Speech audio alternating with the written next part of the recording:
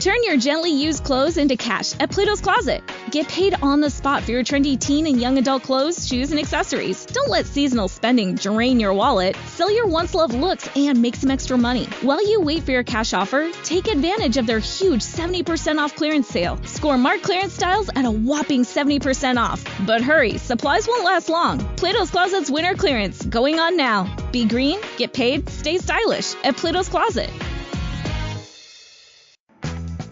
Hey y'all, it's Kelly Clarkson here to talk Wayfair. No matter your space, style, or budget, shop Wayfair.com to make your home way more you. Wayfair, every style, every home.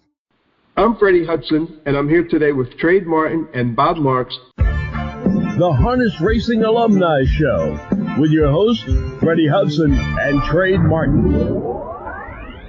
Joining us this week is Harness Racing's Hall of Famer John Berry, who joins our own Hall of Famer Bob Marks on a discussion of the current state of horse racing.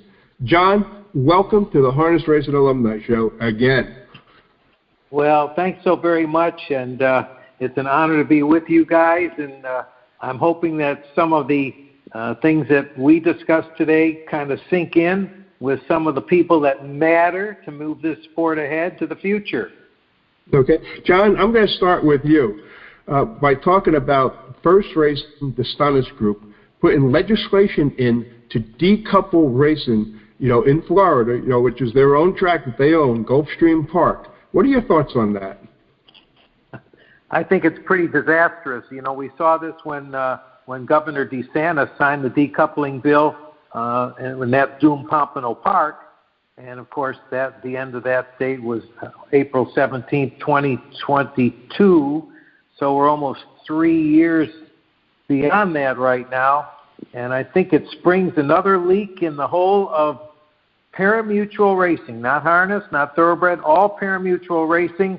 And it puts it in jeopardy because once these casinos can see that they can get away with these things after being given permission to build a casino with the protection to racing, I think now that just opens up another bag of worms, and they say, hey, maybe we don't have to have this drain. There are some of the racetracks that offer $140,000 in purses in a day, and their handle is $80,000. And based on handle, they'd be racing for $4,000. So I think it's a very, very difficult time for racing, and not a good sign either. Bob, the same question to you. The First Racing, the Stannis Group, put in legislation to decouple racing in Florida. Your thoughts on that? Well, I always thought it was inevitable, but, I don't think it's very healthy. I think from what I've been reading, that down in Gulfstream, the land is so valuable there, they no longer want it to be a racetrack. They want to use it for other things. And Gulfstream is in Hallandale, which is quite close to the ocean. I could imagine, I've heard other ideas, such as switching the racing to Palm Meadows, which is essentially a training center up in the Upper Boynton Beach, and it's nowhere near the shore. I think it's pretty close to where 441 is. Or the other thing I heard is that they might be able to reinvigorate Hialeah as a thoroughbred racing facility. From what I understand, the facility itself is still excellent, and the neighborhood has improved dramatically. However, I don't think, I think decoupling is probably inevitable. And I think basically, no matter how you look at it, harness racing in particular is in danger because it doesn't appear that anybody wants to bet on it. Okay. John, back to you now. The Sonics Group, our First Racing, they gave the horsemen an ultimatum. Support this legislation or we can close the track to tomorrow. And even if you do support it, we will continue racing up to 2028. What do you make of that? Well, I think it's another ominous sign. It's a cloudy day here in Florida with showers and a few little storms, and I think that racing in general is going to face that same fate. You know, Dave Briggs just brought out an article on Harness Racing Update, and it gave some great suggestions on how to try and save the sport. But I'll tell you something, over the past few years, and Bob Marks knows this as well, I myself have written articles and suggestions on how to bolster the sport. One was zero takeout for patrons coming to view the races live. 2, shortening the time between races. 3, appointing a conditioner. The filler kill proposal to prevent short fields. And prop betting on harness racing, and a television network, because if you want to guide your own destiny, you have to guide your own destiny. You can't be under the umbrella of somebody else in the thoroughbred industry to try and say, hey, take care of us too. It just is not going to happen. Okay, Bob, your thoughts on the Sonics Group giving the Horsemen an ultimatum to support the legislation to decouple, or they can close racing tomorrow, but they say that whether they do it or not, they'll continue racing to 2028. I think that was probably always the game plan, to keep racing until 2028. I'm not really sure what the Horsemen, what they actually can do about it. I mean, basically, they're at the mercy of the track, or in this particular case, the Stronach organization that owns Gulfstream. I'm not really sure what anybody, could do about it, but I also think, I read that article that Dave Briggs wrote. It was excellent. I've also been reading the stuff from the Meadowlands, especially, from Jeff Corral, and obviously they're not doing that well there, even though people think, well, it's a $3 million handle. Yeah, but the problem is the $3 million handle, you'd only keep a very small percentage of that when it's all bet off track. Consequently, I think we're in a very precarious situation. Yeah, I think on the online betting they get like 3%, so that takes that $3 million handle down drastically. Well, now, John, if I could just jump in for a second. Part of the problem for racing is that nothing is guaranteed in harness racing. There's no minimum starting salary. In recent years, the sport has been dominated by a few that have been able to, some say, kind of corner the market to their credit, I guess, blocking out the mom-and-pop stables. And we hear the situation about illicit medications that have infiltrated racing, and that's all part of the problem as well. But the situation, in my eyes, is, well, one of the questions some of the people from the BDHC, Broken Down Horse Players Club, that I visit all the time to get their opinions. And the reason I do that is because they are the backbone of the industry, the player, the bettor.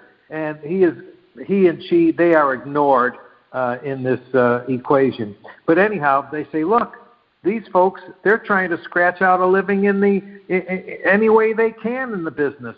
And they don't have time to go after the other people that are maybe doing the illicit stuff. And they don't want to be involved in it. I understand that. It's a tough business to make a living, and they are on the toughest end of it all. There's no ifs, ands, or buts about it. Just carrying it a step further, I think we should really focus on things that other sports do. Because, well, for example, Major League Baseball has a minor league full of hopefuls that may someday make it to the major leagues. Minimum starting salary, $700,000. National Football League, minimum starting salary $705,000, and they have a minor league consisting of colleges all over the land, and Little League and baseball. I mean, all these different sports have youth programs starting as early as kindergarten. And what do we have in our schools, or anybody trying to entice the young in our sport? Of all of the trainers and drivers in the business, and there are like maybe 4,000 of them, about 1.5% are under the age of 25. And you have to have youth to get these people involved at an early age and at least take the candle forward. That's just the way I look at it. Well, that brings up another question. Like when I was a kid, I was jogging horses at the age of 6 or 7 over at Roosevelt Raceway, and I was going the right way of the track with them when I was 12. Nowadays, I wouldn't be allowed to do that. Yeah, I understand. It's a situation that needs attention, and it's a situation that doesn't have much time to implement to get that attention, that's for sure. Yeah, we have Edison Hatter and Jessica Hallett and Nathan Bain up in Canada, Ace Barnsdale, Troy Colbeck, if I'm not mistaken. But how many of the drivers, do you know? Brett Beckwith, Marvin Luna, Carson Conrad, Joey Putnam, Joe Cindano, again, and there are some others, there's no doubt about that. But we need 100 or 1,000 times those people to get involved. And where are we going to get them? There are some bright spots, Ohio, Kentucky, Indiana among them. But in other jurisdictions, we are fading away, and it's not pleasant to see. Okay. Hey, John, now getting back to the Sonics Group decoupling, doesn't this open the door for other states to start following suit? I have from a pretty good source that Delaware might be next.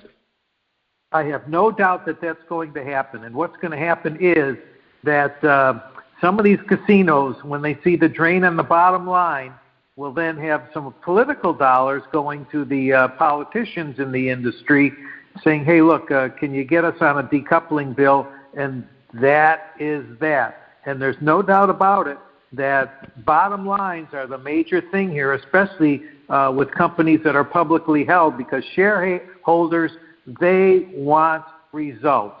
And if they say, hey, they can add a nickel a share to their bottom line, that's the difference in the stock going from 25 to 32 or something like that. And bingo, that's all they care about is their investments in the business. Bob, the same question to you. Does this now open the door for other states to start following suit with the decoupling? And I hear Delaware might be next. I can't imagine that it wouldn't be. I could just, for argument's sakes, I would not hope. I mean, I hope it never happens, but I could imagine, like even in New York, MGM is probably just licking their chops as to how can we get rid of Yonkers, and not Yonkers, the racetrack, get rid of that, and build a luxury hotel casino right there. Virtually the crossroads of Westchester County. I can see Delaware, certainly. I would imagine in Pennsylvania at some point there's no money being made by Harris Chester or Pocono as far as the horses are concerned. Yes, I guess the casinos there probably bring sufficient, but I could certainly see that other states are going to follow suit. John, what do you think the Horsemen Association should be doing at this point? I'll tell you, if I was running a Horsemen's Association and had a little bit of money in the bank, I would start some youth programs. I would start some college art competition with auctions, having these people paint, draw, just get them involved, have seminars, go in malls. We used to do that, of course. And then I'd also try and get some people to the racetrack. And a way to do that, and they would just partner with the casinos and try and get it done, is say, hey, look, simulcasting's big these days. We understand that. TVG, wagering from your sofa in your living room. But let's do something for the better. No takeout at the racetrack if you're live. So what does that mean? That means that, well, on win wagering, a short example, if the payoffs are, well, let's just say they have a 20% takeout, might be a little more, might be a little less. A 10-to-1 shot pays $22 flat, and that's with no takeout, and $18.20 if there is takeout. So give these bettors a little something extra. If you bet an exacta and you were going to get $24 off track, you get $30 on track. If you got $160 exactly, you get $200 on track. What's it going to cost the casino? Peanuts because of the attendance factor there. But at least you're getting some people there possibly to bolster up the business and maybe get a little bit of talking going on.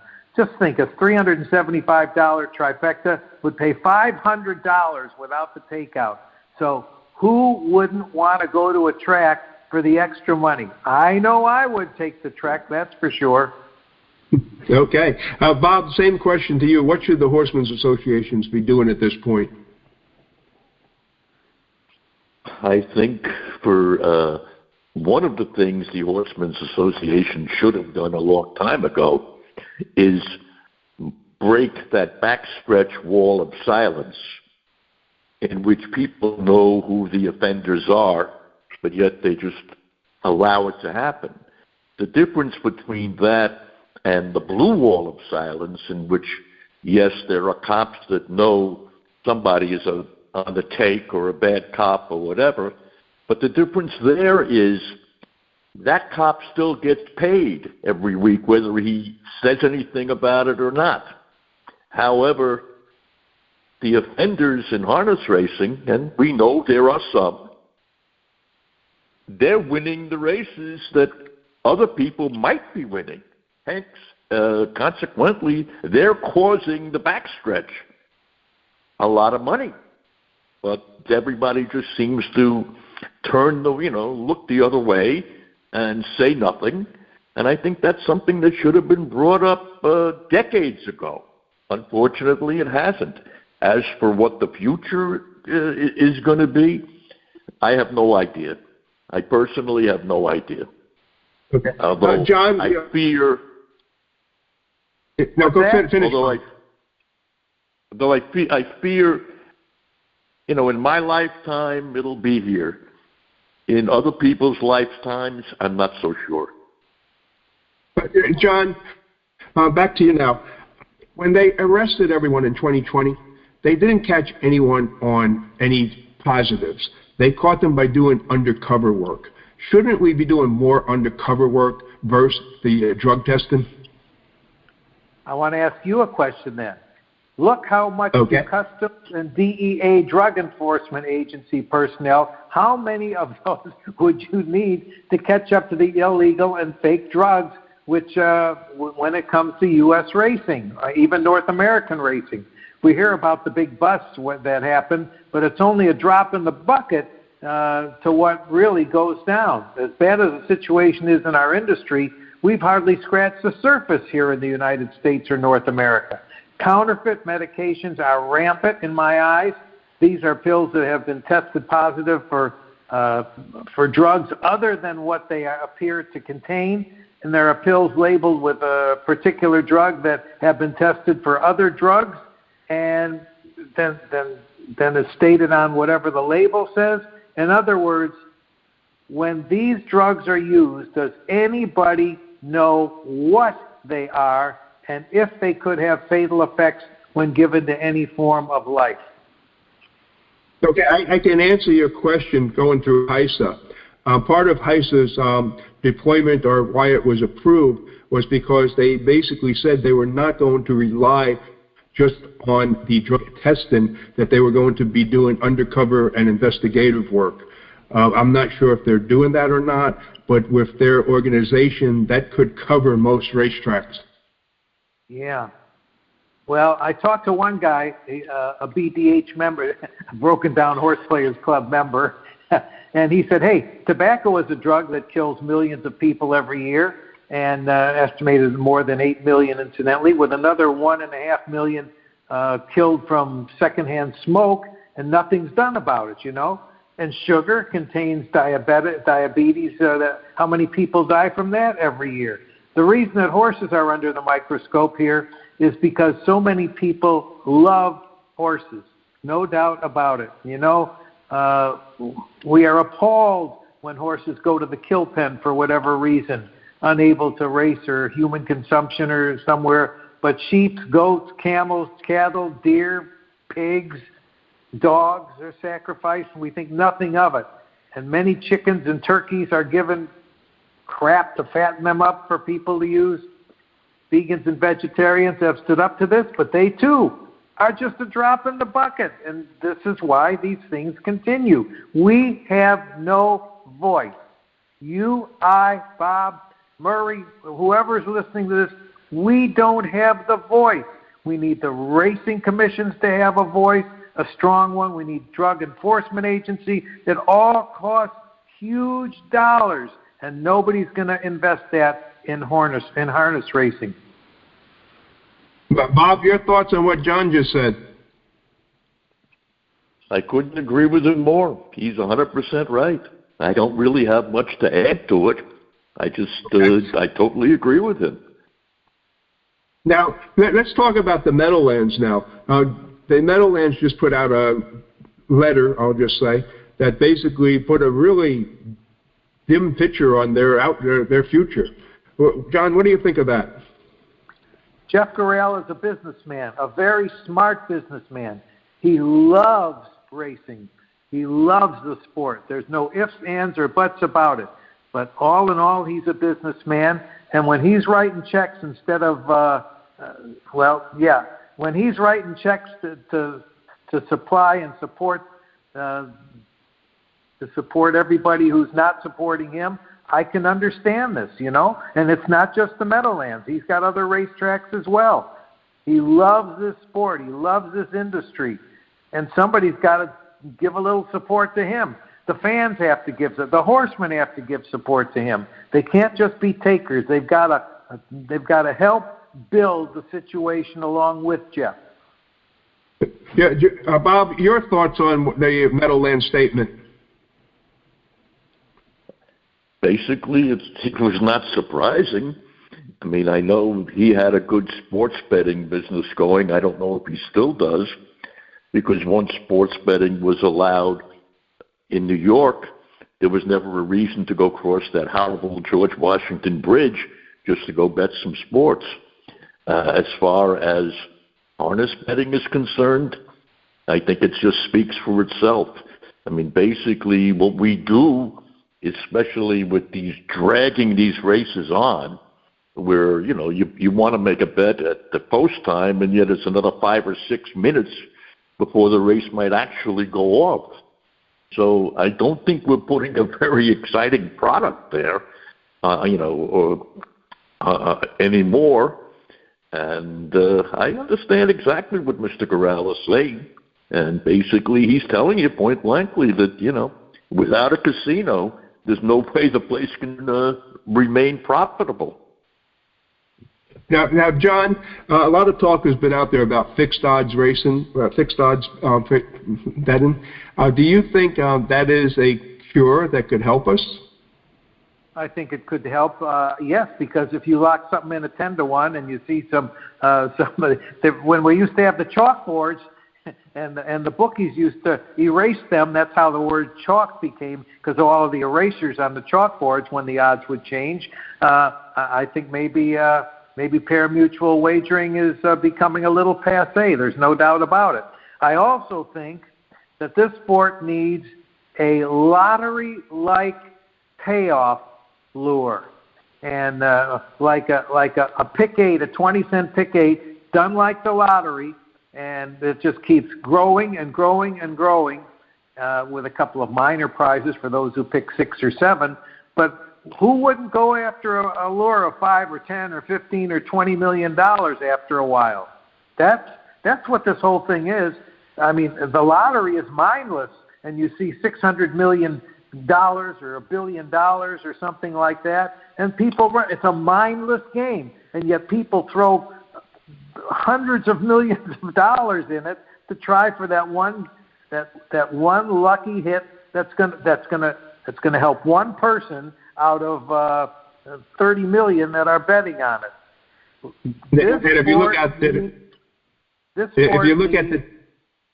If you look at the takeout on the lotteries, there's like 40% goes to whatever, and then you get hit with the internal revenue, and you basically you win $1 billion, you walk away with like 300 million. Yeah, I'd feel awful bad about that, wouldn't you? Bob, back to you. What are your thoughts on fixed odds? Me? Yep. Basically, it might help. I probably would enjoy betting, knowing that if I could bet and I'm 10-1, and I made my bet, and that's what I'm going to get, rather than all of a sudden have it bet down from 10-1 to 7-1 to 9-2 to 3-1. So yeah, it might help. I think though, basically we probably are much too far gone for that to be any more than a superficial Band-Aid, and just leave it at that. Okay. With that, I think we're out of time, so I'm going to close the show out. John, I want to thank you so much for joining us today. It's my pleasure, believe me, and anytime you need an opinion, whether it's good, bad, or indifferent, I'm here for you, that's for sure. Okay. That's a wrap for this week's show. Thanks for listening, and please join us again next week. The Harness Racing Alumni Show